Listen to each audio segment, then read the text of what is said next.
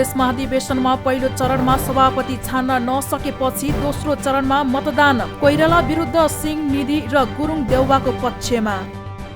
Nepali कांग्रेसको सभापतिमा doctor Shekhar Koirala समूहले दोस्रो चरणमा पनि प्रतिस्पर्धा गर्ने निर्णय गरेको छ। नक्सालमा बसेको डाक्टर कोइरालाको समूहको बैठकले अर्को चरणमा पनि सभापतिको दाबी नछाड्ने निष्कर्ष निकालेको हो। बैठकमा कोइराला पक्षले पार्टीमा नेतृत्व परिवर्तन र रूपान्तरणका पक्षमा बहुमत महाधिवेशन प्रतिनिधि रहेको निष्कर्ष निकालेको छ। सभापतिका उम्मेद्वार देउबा भन्दा उनको नेतृत्व परिवर्तनका पक्षमा उठेका नेताहरूको समग्र मत नै बढी भएकाले त्यसको कदर गर्ने निर्णय कोइराला समूहले गरेको हो। उनले कांग्रेस प्रतिनिधिलाई अन्तर्मनको आवाज सुनेर भोट हाल्न आह्वान गरेका छन्। राजनीति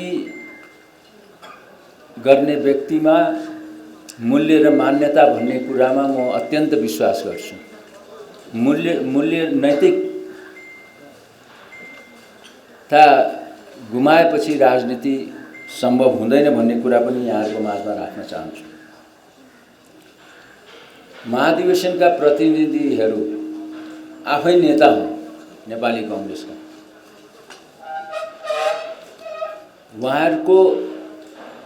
उहाँहरूले जुन भोट दिनुहुन्छ आज दोस्रो चरणको मतदान जुन हुन गइरहेको छ अहिले 3-3:30 बजेदेखि, त्यो 3-3:30 बजेको उसमा उहाँहरूले आफ्नो मनको अन्तरात्माले विवेक प्रयोग गरेर मतदान गर्नुहुनेछ भन्ने विश्वास पनि लिएको छु र त्यो एक मतले नेपालको भविष्य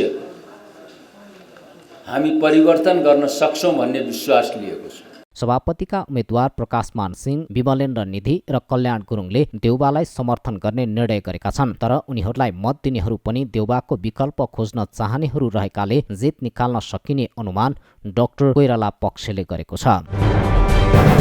कांग्रेस सभापतिको दोस्रो चरणको चुनावमा प्रकाशमान सिंहले शेरबहादुर देउवालाई समर्थन गर्ने भएका छन्। पहिलो चरणमा कांग्रेस सभापतिमा कसैले पनि 50% मत नल्याएपछि दोस्रो चरणको मतदानमा सिंहले देउवालाई सघाउने भएका हुन्। दोस्रो चरणको चुनाव अघि सिंहलाई भेट्न देउवा उनको निवास चाक्सीबारीमा पुगेका थिए। दुई नेताबीचको वार्तापछि दोस्रो चरणमा देउवालाई सघाउन सिंह सहमत भएका हुन्। भेटमा देउवाले आफ्नो कमी कमजोरी सच्याउँदै पार्टीलाई सुधार गरेर लैजाने वचनबद्धता व्यक्त गरेका थिए। मैले चाहिँ उठाउँदै आएको यो नेतृत्व परिवर्तनको कुरालाई लिएर अहिले चाहिँ जुन म्यान्डेट आएको छ त्यो म्यान्डेटलाई चाहिँ फेरि पनि त्यसलाई चाहिँ तपाईको चाहिँ समर्थन भयो भने चाहिँ अझ प्लस हुने भएको हुनाले तपाईले चाहिँ समर्थन जनाउनु पर्यो भनेर चाहिँ मलाई भनेको कारणले गर्दाखेरि मैले चाहिँ उहाँले चाहिँ के भनेको छु भन्दाखेरि तपाईले चाहिँ यी सबै कुराहरू यो चाहिँ तपाईको कार्यशैलीमा पनि तपाईले चाहिँ परिवर्तन गर्ने पनि एस्योर गर्नुभएको हुनाले र चाहिँ उहाँले चाहिँ यो पार्टीलाई चाहिँ सुधार गर्नुको लागि आउँदो दिनहरूमा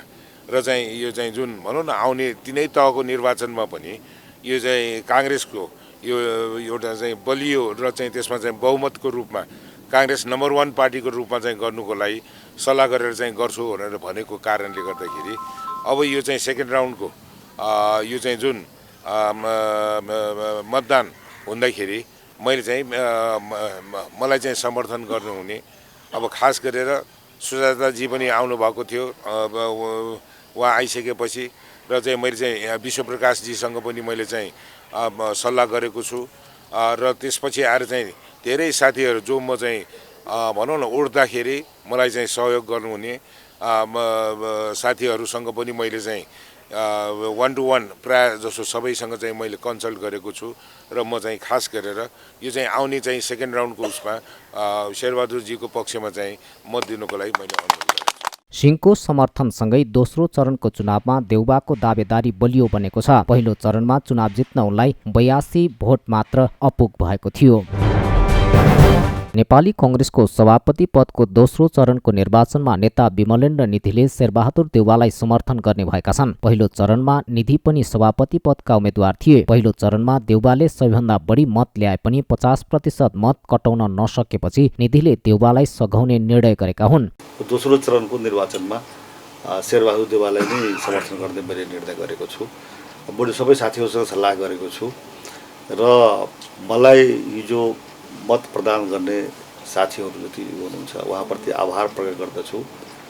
म मेरो टिममा साथ दिने साथीहरूलाई पनि म धन्यवाद दिन चाहन्छु र आगामी दोस्रो चरणको लागि हुने निर्वाचनमा शेरबहादुर देउवालाई नै पार्टी सभापतिको पदमा मतदान गर्नको लागि पनि म सबै साथीसँग अपिल पनि गर्दछु। दोस्रो धेरै मत सभापति पदका उम्मेद्वार शेखर कोइरालाले ल्याएका थिए। देउवा र कोइराला बीच मंगलबार सभापति पदमा फेरि निर्वाचन हुँदैछ। सभापतिमा फेरि निर्वाचन हुने भएपछि देउवाले सभापतिका उम्मेद्वार भई पराजित भएका प्रकाशमान सिंह र निधिलाई भेटेर छलफल गरेका थिए। यसैबीच सभापतिमा उठेका युवा नेता कल्याण गुरुङले पनि सभापतिमा शेरबहादुर देउवालाई समर्थन गर्ने भएका छन्। दोस्रो चरणमा कल्याणले पनि देउवालाई समर्थन गर्ने भएका हुन्। नेपाली कांग्रेसको 14औं महाधिवेशनका लागि महाधिवेशन स्थल भिरकुटी मण्डपको मुख्य प्रवेशद्वार नजिक स्थापना गरिएको स्वास्थ्य शिविरमा 1000 भन्दा बढी महाधिवेशन प्रतिनिधिले स्वास्थ्य सेवा लिएका छन्। महाधिवेशनका लागि पार्टीले पूर्व मन्त्री एवं नेता मोहन बहादुर बस्नेत संयोजक रहेको स्वास्थ्य समिति गठन गरेको थियो। शिविरमा महाधिवेशन प्रतिनिधिले खास गरी उच्च रक्तचाप र मधुमेह सम्बन्धी परीक्षण गराउनु भएको डाक्टर हेमन्त गौतमले जानकारी दिए। महाधिवेशन प्रतिनिधिलाई शिविरमा स्वास्थ्य परीक्षण गराए निःशुल्क औषधि प्रदान गर्ने व्यवस्था मिलाइएको थियो। महाधिवेशनका लागि प्राडा रामचन्द्र अधिकारीको नेतृत्वमा 10 सदस्य स्वास्थ्य टोली खटिएको छ। परीक्षण आउने मध्ये केहीमा सामान्य रुगा खोकी र झाडा पखाला सम्बन्धी समस्या देखिएको पनि डाक्टर गौतमले बताए। कोभिड-19 को संक्रमणको जोखिमलाई मध्यनजर गरी शिविरबाट महाधिवेशन प्रतिनिधि लगायतलाई मास्क र सेनिटाइजर निःशुल्क वितरण गरिएको छ। साथै समितिले मतदान प्रवेशद्वारमा पुरै शरीर सेनिटाइज हुने व्यवस्था मिलाइएको छ। महाधिवेशनका लागि स्वास्थ्य सेवा विभाग र औषधि उत्पादक कम्पनीले निःशुल्क औषधिको व्यवस्था गरेको हो। महाधिवेशनका लागि नरदेवी आयुर्वेदिक अस्पतालबाट औषधि सहित कविराजको टोली पनि खटिएको छ।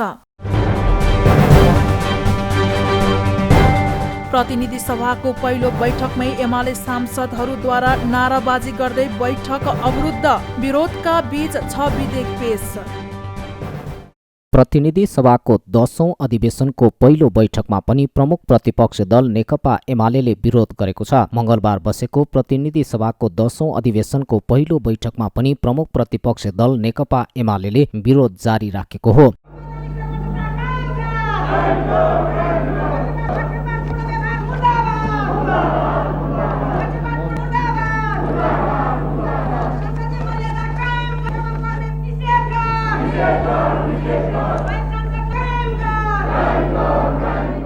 बैठकमा गृहमन्त्री बालकृष्ण खाँडको तर्फबाट कानून न्याय तथा संसदीय मामिला मन्त्री दिलेन्द्र प्रसाद बडुले नेपाल प्रहरी, प्रदेश प्रहरी, प्रहरी कार्य सम्पादन सुपरिवेक्षण समन्वय पहिलो संशोधन अध्यादेश 2078, तेजाब तथा अन्य घातक रासायनिक पदार्थ नियमन अध्यादेश 2078 र सामाजिक सुरक्षा पहिलो संशोधन अध्यादेश 2078 पेश गरे। त्यस्तै भौतिक पूर्वाधार तथा संसदीय मामिला मन्त्रीको तर्फबाट मन्त्री बडुले रेलवे अध्यादेश 2078 पेश गरेका छन्। त्यस्तै यौन हिंसा विरुद्धका केही ऐनलाई संशोधन गर्ने अध्यादेश 2078 र फौजदारी कसुर तथा फौजदारी कार्यविधि सम्बन्धी केही ऐन संशोधन गर्ने अध्यादेश 2078 पनि पेश गरेका हुन्। नेपाल प्रहरी र प्रदेश प्रहरी कार्य सञ्चालन सुपरिवेक्षण र समन्वय ऐन 2076 सम्बत 2076 साल माघ 28 गते प्रमाणीकरण भएको 8औं दिनबाट प्रारम्भ भएको छ। उक्त ऐनले नेपाल प्रहरी र प्रदेश प्रहरीले सम्पादन गर्ने कार्यको सञ्चालन, सुपरिवेक्षण र समन्वय सम्बन्धमा व्यवस्था गरेको देखिन्छ।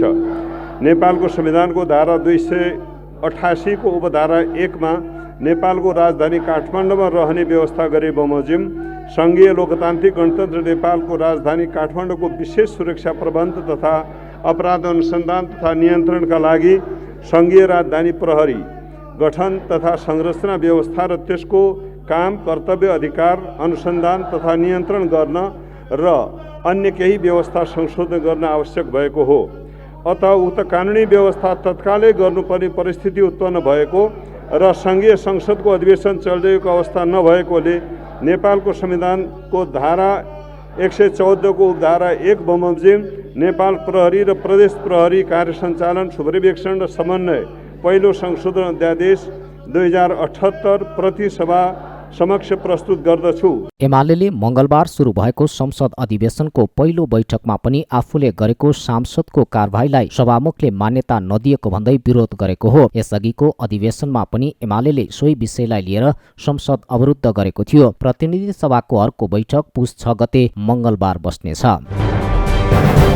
प्रमुख प्रतिपक्षी दल नेकपा एमाले संसदीय दलकी सचेतक शान्ता चौधरीले संसद अवरोध गर्ने कामलाई निरन्तरता दिनु आफ्नो पार्टीको बाध्यता भएको बताएकी छिन्। सचेतक चौधरीले आफ्नो पार्टी संसदीय दलले कारबाही गरेका सांसदहरूको सूचना जारी गर्न सभामुख अग्निप्रसाद सापकोटाले अटेर गरेपछि संसद अवरुद्ध पार्ने कामलाई आफूहरूले बाध्य भएर निरन्तरता दिनु परेको टिप्पणी गरेकी हुन्। मंगलबार संसद भवन परिसरमा सञ्चारकर्मीहरूले राखेका जिज्ञासाको जवाफ दिने क्रममा उनले सभामुख सापकोटाले संसदीय दलले कारबाही गरेका कुनै पार्टीका सांसदहरूको सूचना 24 घण्टा नबित्दै जारी गर्ने तर आफ्नो दलको भने अझै जारी नगरेको भन्दै आपत्ति जनाएकी हुन्। सभामुखलाई पटक पटक सरकारले र सभामुखलाई हामीले पटक पटक संसद अवरुद्ध गरिरहँदा उहाँहरूलाई हाम्रो ध्यानाकर्षण पनि हामीले गराइरहेछौँ कि नेकपा एमाले दलले कारबाही गरेका संसदहरूलाई प्रवेश गराइरहँदा यो चाहिँ गैर कानुनी हो भनेर हामीले भनिरहँदा सभामुखले यसलाई अब यो भनौँ न नटेरेर जुन आफ्नो तरिकाले संसद चलाइरहनु भएको छ र एउटै केसमा एउटै इस्युमा कसैलाई 24 घण्टा बित्ने बित्तिकै तपाईँको सूचना जारी गर्नुहुन्छ भने कसैलाई चाहिँ पक्षपातपूर्ण व्यवहार गरेर आजका मितिसम्म पनि कारबाहीको सूचना निकाल्नु भएको छैन। त्यसकारणले हाम्रो यो बाध्यता हो रहर हो। नेकपा एमाले आफ्नो पार्टी संसदीय दलबाट निष्कासनमा परेका माधव कुमार नेपाल सहितका 14 जना सांसदहरूलाई कारबाही गरेको सूचना सभामुख सापकोटाले जारी नगरेको भन्दै संसद बैठक अवरुद्ध पार्दै आएको छ। सचेतक चौधरीले पार्टी संसदीय दलले कारबाही गरेका सांसदहरू गैर कानूनी हुने भएकाले उनीहरूको उपस्थिति रहुन्जेल संसद बैठक सुचारू हुन दिन नसकिने अडान राखिन्। कानून न्याय तथा संसदीय मामिला मन्त्री दिलेन्द्र प्रसाद बडुले सरकारले संसद सुचारू गराउन प्रमुख प्रतिपक्षी दल नेकपा एमालेसँग वार्ता गर्न चाहेको बताएका छन्। सत्तारूढ प्रमुख घटक कांग्रेस नेता समेत रहेका मन्त्री बडुले संसदमा विद्यमान गतिरोध अन्त्य गरेर अघि बढ्न सरकारले प्रमुख प्रतिपक्षी दल एमालेलाई सहमतिमा ल्याउन वार्ता र संवादलाई सदैव अगाडि बढाउन चाहेको बताएका हुन्। मंगलबार संसद भवन परिसरमा सञ्चारकर्मीहरूले राखेका जिज्ञासाको जवाफ दिने उहाँले अत्यावश्यक विधेयकहरू भने एमालेका विरोधका बीच पनि सरकारले अघि बढाउने स्पष्ट पारे। मन्त्री बडुले जनतालाई पीडा बोध भइरहेको नागरिकता ऐन, संघीय निजामती सेवा ऐन जस्ता अत्यावश्यक विधेयकहरू भने सहजै ढंगले अघि बढ्ने बताए। कारणले हामीले संसदलाई सुचारू गर्नका निमित्त गर्नुपर्ने प्रमुख प्रतिष्ठित गर्नुपर्ने जुन समझदारी निर्माण गर्ने विषय थियो छलफल औपचारिक अनौपचारिक रूपमा गर्ने हाम्रो चाहना हो। हामी यो सहमतिको सम्भावना सल्लाह र वार्ता र संवादको सम्भावना सधैँ रहन्छ, अहिले पनि छ। हामी त्यसलाई उपयोग गर्न चाहन्छौँ। उहाँहरूसित सल्लाह गरेर थप कार्यक्रमहरू हामी अगाडि बढाउँछौँ। हकहरू संसदमा प्रस्तुत भइसकेका छन्, जरुरी विधेयकहरू छन्, अत्यावश्यक छन्, जस्तो कि संघीय निजामती सेवा ऐन अहिले अगाडि बढाउनु पर्नेछ, नागरिकता ऐन अगाडि बढाउनु पर्नेछ। ती विधेयकहरू त्यसका अभावमा धेरै समस्या भोगिरहनु परेको छ नागरिकहरूले। त्यसकारण त्यो लगायतका अन्य सबै आवश्यक विधेयकहरू पनि अगाडि बढाउँछौँ र यो हिउँदे अधिवेशन विधेयक अधिवेशन नै हो, नीति निर्माणको अधिवेशन हो, त्यस प्रक्रियामा अगाडि बढ्छ। मन्त्री बडुले मंगलबारबाट सुरु भएको हिउँदे अधिवेशन विधेयक अधिवेशन पनि भएकाले अत्यावश्यक विधेयकहरू अघि बढाउनुको विकल्प नभएको तर्क समेत गरे। सभामुख अग्निप्रसाद सापकोटाले आफ्नो जिम्मेवारीलाई निष्ठा र इमानका साथ पूरा गर्ने बताएका छन्। मंगलबार 15औं संघीय संसद सेवा दिवसका अवसरमा संघीय संसद सचिवालयले आयोजना गरेको कार्यक्रमलाई सम्बोधन गर्दै सभामुख सापकोटाले सभामुखका रूपमा आफूले पाएको जिम्मेवारीलाई निष्ठा र इमानका साथ पूरा गर्ने प्रतिबद्धता जनाएका हुन्। उनले आफूले संसदको प्रतिष्ठा गौरवलाई माथि उठाउने प्रयत्न गर्ने भन्दै त्यसका निम्ति साथ दिन कर्मचारीलाई आग्रह गरे। आफूसँग काम गर्ने स्पिरिट रहेको उल्लेख गर्दै सभामुख सापकोटाले कर्मचारीहरूसँग रहेको विज्ञतालाई संयोजन गरेर काम गर्न सके संसद प्रति जनतालाई आशावादी बनाउन सकिने विश्वास व्यक्त गरे। मलाई यो राष्ट्रले, मलाई इतिहासले र मलाई जनताले, मलाई 175 जना प्रतिनिधि सभाका सदस्यहरूले वर्तमानमा राज्यको 3टा अङ्गमध्ये एउटा अङ्गको नेतृत्व गर्ने जिम्मेदारी दिनुभएको छ। त्यो जिम्मेदारीलाई पुरै निष्ठाका साथ, पुरै इमानका साथ पुरा गर्नेछु। त्यो पुरा गर्दै जाँदा मलाई लाग्छ हामी सबैको इज्जत, प्रतिष्ठा, गौरव माथि उठ्दै जान्छ। मेरो पहल र प्रयत्नमा तपाईँहरूले साथ दिनुहुनेछ। मसित स्पिरिट छ, तपाईँहरूसित विज्ञता छ, त्यो विज्ञता र स्पिरिट हामीले संयोजन गर्न सक्यौँ भने हामी जनतालाई आशावादी बनाउन सक्छौँ। चारैतिर अहिले निराशा छाइरहेको बेलामा, चारैतिर चाहिँ प्रश्न उठिरहेको बेलामा सङ्घीय संसदबाट चाहिँ हामी एउटा शक्तिशाली सन्देश दिन सक्छौँ, जनतालाई आशावादी बनाउन सक्छौँ। यस दिशातिर अगाडि बढौँ। सभामुख सापकोटाले सङ्घीय संसद सचिवालयका कर्मचारीहरूलाई देशभक्तिको भावनाले काम गर्न पनि आग्रह गरेका छन्। सांसदहरूलाई कारबाहीको धम्की नदिन सभामुखलाई एमाले अध्यक्ष ओलीको चेतावनी, उत्तेजित भाषा नबोल्न सुझाव। प्रमुख प्रतिपक्षी दल नेकपा एमालेका अध्यक्ष एवं संसदीय दलका नेता केपी शर्मा ओलीले आफ्ना पार्टीका सांसदहरूलाई धम्की नदिन सभामुख अग्निप्रसाद सापकोटालाई चेतावनी दिएका छन्। मंगलबार संसदीय दलको बैठकमा बोल्दै अध्यक्ष ओलीले सभामुख सापकोटालाई आफ्ना पार्टीका सांसदहरूलाई धम्की नदिन चेतावनी दिएका हुन्। उनले संसदमा आफ्नो पार्टीका सांसदहरूले विरोध जनाउँदा नियमावली आकर्षित हुन्छ भनेको प्रति आपत्ति जनाउँदै एमाले सांसदहरूलाई धम्की दिए परिणाम नराम्रो हुने समेत बताए। अध्यक्ष ओलीले धम्की दिने जमाना गएको भन्दै नाङ्लो ठटाएर हात्ती तर्साउन नखोज्न पनि सभामुख सापकोटालाई सचेत गराए। नियमावली आकर्षित हुन्छ बा संसदीय भाषा नियमावली आकर्षित कानुन आकर्षित हुन्छ कि हुँदैन, नियमावली आकर्षित हुन्छ कि हुँदैन, कहाँ चाहिँ नियमावली आकर्षित त्यसो भएर धम्की दिने जमाना थियो होला, अब धम्की नदिएको छ।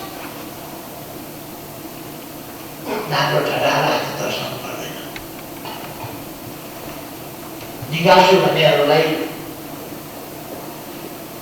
कारवाही गर्छु भन्नेहरूलाई, नियमावली आकर्षित हुन्छ भन्नेहरूलाई म आवेश उत्तेजनामा नआउन सुझाव दिन्छु। आवेश उत्तेजनामा नआऊ, परिणाम नराम्रो। अध्यक्ष ओलीले आफ्ना पार्टीका सांसदबाट निकाल्छु, नियमावली आकर्षित हुन्छ, कारवाही गर्छु भनेर उत्तेजित भाषा नबोल्न सभामुख सापकोटालाई सचेत गराए।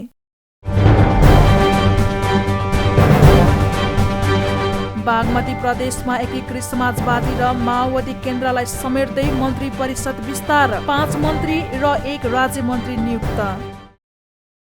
बागमती प्रदेशका मुख्यमन्त्री राजेन्द्र प्रसाद पाण्डेले 5 जना मन्त्री र 1 राज्य मन्त्री नियुक्त गरेका छन्। सरकारको नेतृत्व गरिरहेको एकीकृत समाजवादीबाट 2 मन्त्री, 1 राज्य मन्त्री र माओवादी केन्द्रबाट 3 जना मन्त्री थप गरिएको हो। श्रम, रोजगार तथा यातायात मन्त्रीमा माओवादी केन्द्रका घनश्याम दाहाल, खानेपानी, ऊर्जा तथा सिंचाई मन्त्रीमा एकीकृत समाजवादीका वसन्त प्रसाद मानन्दर, कृषि तथा पशुपन्छी मन्त्रीमा समाजवादीकै वसुन्धरा हुमागाई, वन तथा वातावरण मन्त्रीमा माओवादी केन्द्रका विशाल खड्का, युवा तथा खेलकुद मन्त्रीमा माओवादी केन्द्रकै रत्नप्रसाद ढकाल छन्। यस्तै कृषि तथा पशुपन्छी राज्य मन्त्रीमा एकीकृत समाजवादीका इन्द्रमाया गुरुङ नियुक्त भएकी छन्। यो सँगै बागमतीमा मुख्यमन्त्री सहित 11 मन्त्री र 1 राज्य मन्त्रीको सरकार बनेको छ। नवनियुक्त मन्त्री तथा राज्य मन्त्रीले मंगलबार नै शपथ लिएका छन्। यसअघि पहिलो चरणमा कांग्रेस संसदीय दलका उपनेता कृष्णलाल भडेल, भौतिक पूर्वाधार माओवादी संसदीय दलका उपनेता कुमारी मुक्तान, सामाजिक विकास एकीकृत समाजवादी संसदीय दलका उपनेता कृष्ण प्रसाद शर्मा खनाल आन्तरिक मामिला मन्त्री भएका छन्।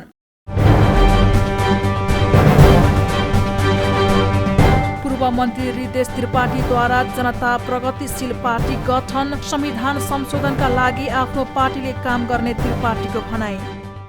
पूर्व मन्त्री हृदयेश त्रिपाठीले नयाँ पार्टी गठन गरेका छन्। मंगलबार काठमाडौँमा पत्रकार सम्मेलन गर्दै उनले जनता प्रगतिशील पार्टी गठन गरेका हुन्। पार्टी घोषणापछि पूर्व मन्त्री त्रिपाठीले देशमा पार्टीको अभाव भएर नयाँ पार्टी गठन गरेको बताए। उनले अहिले देशमा वैचारिक बहस शून्य रहेको र वर्तमान अवस्थामा राज्यका तीनवटै अङ्गहरू व्यवस्थापिका, कार्यपालिका र न्यायपालिका प्रभावहीन तथा गतिहीन भएकोले देशको राजनीतिलाई गतिशील बनाउन नयाँ पार्टी गठन गरेको बताए। पूर्व मन्त्री त्रिपाठीले अन्य दलको आलोचना नगरी काम र सिद्धान्तले पार्टीलाई अगाडि बढाउने दावी गरेका छन्। उनले संविधान कार्यान्वयनको क्रममा देखिएका जटिलताको पहिचान गरी आगामी निर्वाचन पूर्व सहमति प्राप्त बुँदाहरूमा संविधान संशोधन गर्न आवश्यक रहेको भन्दै आफ्नो पार्टीले संविधान संशोधनका लागि काम गर्ने बताए। देशमा पार्टीको अभाव भएर यो नयाँ दलको गठन भएको होइन, अपितु वैचारिक बहस प्राय शून्य भएको वर्तमान अवस्था तथा राज्यका तीनै अङ्गहरू व्यवस्थापिका, कार्यपालिका र न्यायपालिका प्रभावहीन र गतिहीन रहेको अवस्थामा संविधानको कार्यान्वयनलाई बाधा उत्पन्न भई देशको राजनीति नै लिगभन्दा बाहिर गइरहेको देखिन्छ। अन्य दलको आलोचना गरेर आफू असल दल साबित गर्ने अस्वस्थ प्रतिस्पर्धामा हाम्रो रुचि रहने छैन, तसर्थ अन्य दलप्रति हाम्रो आत्मीय सम्मान छ। वर्तमान परिदृश्यमा दलहरूबीच न्यूनतम साझा विषयहरूमा राष्ट्रिय सहमतिको नितान्त आवश्यकता छ। यसले नै लिग बाहिर पुगेको राजनीतिलाई पुनः सही बाटोमा ल्याउनेछ र संविधानलाई चलायमान बनाउनेछ। क संविधान कार्यान्वयनको क्रममा देखिएको जटिलताको पहिचान गरी आगामी निर्वाचन पूर्व सहमति प्राप्त बुँदाहरूमा संविधान संशोधन गर्न आवश्यक छ। पूर्व मन्त्री त्रिपाठीले संविधान संशोधन, लेखा परीक्षण, स्थानीय तहको सीमाङ्कन, मुलुकको अर्थतन्त्र, मुख्य अन्न बालीको न्यूनतम समर्थन मूल्य निर्धारण, तराई मधेसका पारस्परिक पेसाहरूको संरक्षण, जन्मको आधारमा नागरिकता पाउनुपर्ने लगायतका कुराहरूमा आफ्नो पार्टीले वैचारिक बहस गर्ने बताए। उनले प्रतिनिधि सभा सदस्य रेशम चौधरी हालसम्म जेलमा रहनु विडम्बना भएको पनि बताएका छन्। पूर्व मन्त्री त्रिपाठीले एमसीसी लगायत कतिपय विषयहरूमा राष्ट्रिय सहमति खोज्नुपर्ने बताए। हस्तकला व्यापार घाटालाई सन्तुलित राख्ने प्रमुख क्षेत्र भएको उपराष्ट्रपति पुनको भनाई। हस्तकलालाई उच्च प्राथमिकता दिने प्रतिबद्धता। उपराष्ट्रपति नन्दबहादुर पुनले हस्तकला नेपालको व्यापार घाटालाई सन्तुलित राख्ने प्रमुख क्षेत्र भएको बताएका छन्। हस्तकला स्वर्ण महोत्सव तथा 10औं हस्तकला दिवसको अवसर पारेर मंगलबार काठमाडौँमा आयोजित एक कार्यक्रममा बोल्दै उपराष्ट्रपति पुनले नेपाली हस्तकलाका वस्तुहरूले नेपालको पहिचानलाई उच्च बनाउने काम गरिरहेको पनि स्पष्ट पारे। उनले नेपालको गरिबी न्यूनीकरण गर्न तथा रोजगारीको अवसर सृजना गर्न सो क्षेत्रले उल्लेखनीय योगदान दिइरहेकाले यस क्षेत्रको प्रवर्धनको कामलाई सरकारले उच्च प्राथमिकतामा राखेको बताए। उनले नेपाली हस्तकलाका वस्तुहरूको युरोप, अमेरिका जस्ता विकसित देशहरूमा माग बढ्नु नेपाल र नेपाली हस्तकलाका लागि सबैभन्दा सुखद विषय भएको पनि स्मरण गराए। हस्तकला नेपालको मौलिकपनको चिनारी हो, नेपाली कलाकारहरूको सिप र कला हो। हस्तकला राष्ट्रिय अर्थतन्त्रको महत्त्वपूर्ण हिस्सा पनि हो। हस्तकला हाम्रो देशको व्यापार घाटालाई सन्तुलित राख्ने प्रमुख क्षेत्र हो र हस्तकला लाखौं लाख नेपालीको रोजगारीको क्षेत्र पनि हो। विशेष गरी महिलाहरूलाई उद्यमी र आर्थिक रूपमा सबल बनाउने क्षेत्र हो र लाभ भएको क्षेत्र हो। गरिबी न्यूनीकरणमा महत्त्वपूर्ण योगदान पुर्याइरहेको क्षेत्र पनि हो र यी सबै कारण हस्तकला राज्यको उच्च प्राथमिकताको क्षेत्र पनि हो र जनताको प्राथमिकताको मुख्य क्षेत्र पनि यही हो। हस्तकलाका वस्तुहरूले हाम्रो देशको विविधतायुक्त कला संस्कृतिको प्रतिनिधित्व गर्ने गरेको छ र विश्वमा नेपालको पहिचानलाई हस्तकलाका वस्तुहरूले उच्च पार्ने काम गरिरहेको छ। संयुक्त राज्य अमेरिका, युरोपियन मुलुकहरू, जर्मनी, बेलायत, नेदरल्यान्ड, जापान, कोरिया जस्ता विकसित मुलुकहरू तथा चीन र भारत जस्ता विशाल अर्थतन्त्र भएका छिमेकी मुलुकहरूमा नेपाली हस्तकलाको निर्यात हुनु हामी नेपालीहरूका लागि ज्यादै गौरवको कुरा हो।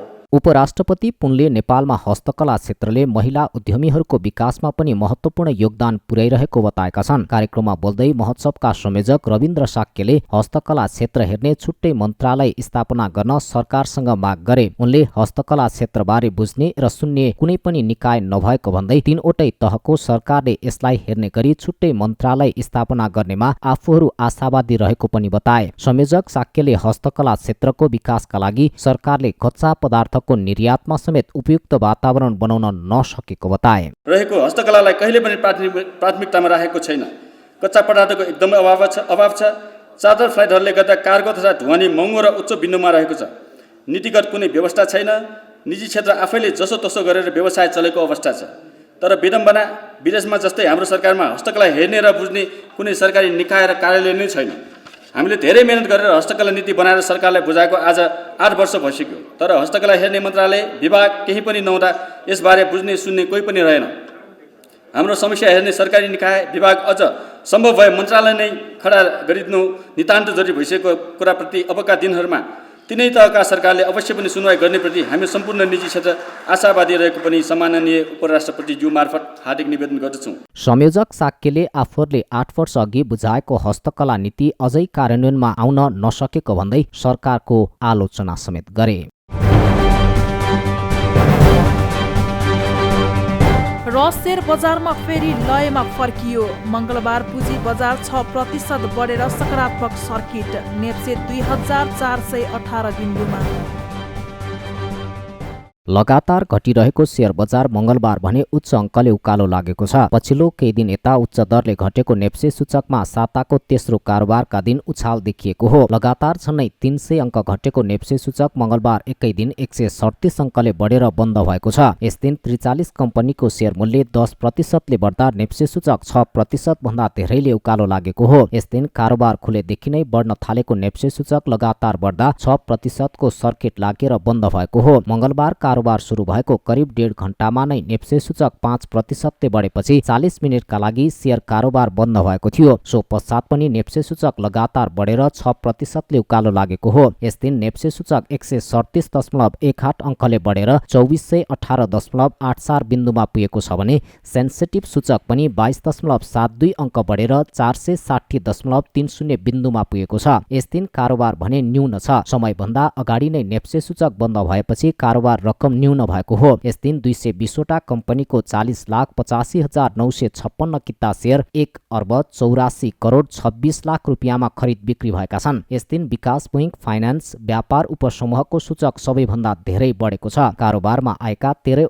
वटा उपसमूहको सूचक सकारात्मक हुँदा यी 3 उपसमूहको सूचक 8% भन्दा धेरैले बढेको छ। यस दिन कारोबारमा आएका सबै कम्पनीको शेयर मूल्य बढेको छ, जसमा 43 वटा कम्पनीको शेयर मूल्य 10% ले बढेको हो। अरु 26 कम्पनीको शेयर मूल्य 9% भन्दा धेरैले उकालो लागेको छ। मंगलबार नोबेल बैंकको सबैभन्दा धेरै 9 करोड 7 लाख रुपियाँ बराबरको शेयर किनबेच भएको छ। नेशनल हाइड्रो पावरको 7 करोड 9 लाख, आइसीएफसी फाइनान्सको 5 करोड 6 लाख, अपी पावरको 4 करोड 60 लाख रुपियाँ र अरुण काबेली पावरको 4 करोड 59 लाख रुपियाँ बराबरको शेयर किनबेच भएको नेप्सेले जनाएको छ।